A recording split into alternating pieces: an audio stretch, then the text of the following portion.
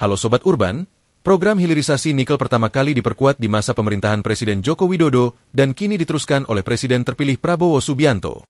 Pemerintah menilai hilirisasi ini bukan hanya strategi ekonomi, tetapi fondasi menuju industrialisasi nasional berbasis energi bersih. Dengan melanjutkan hilirisasi hingga ke industri manufaktur baterai dan kendaraan listrik, Indonesia diharapkan dapat keluar dari ketergantungan pada sektor konsumsi dan menuju struktur ekonomi berbasis produksi industri bernilai tambah tinggi.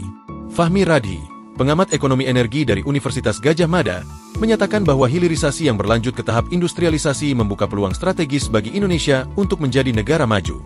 Namun, ia menekankan pentingnya investasi jangka panjang yang mencakup pembangunan pabrik baterai dan kendaraan listrik, bukan hanya smelter.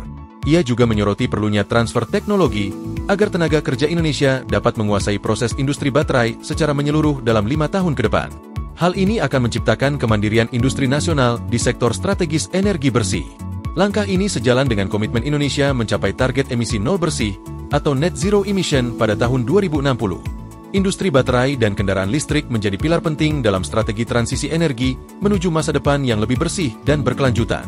Hilirisasi nikel memberikan berbagai manfaat strategis.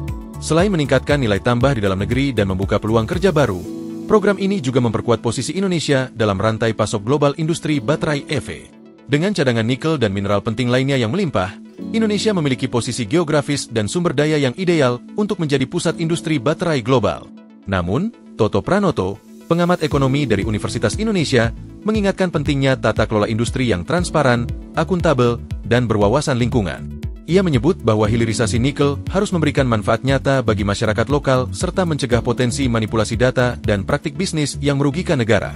Jika dikelola dengan baik, hilirisasi nikel dapat menjadi motor penggerak ekonomi baru Indonesia, mendorong transformasi industri nasional, dan memperkuat posisi negara di tengah revolusi energi hijau global.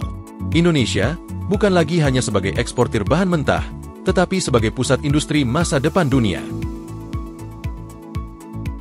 Demikian berita hari ini. Jangan lupa untuk like, komen dan subscribe agar terus update dengan berita-berita terbaru dari kami. Sampai jumpa di video selanjutnya.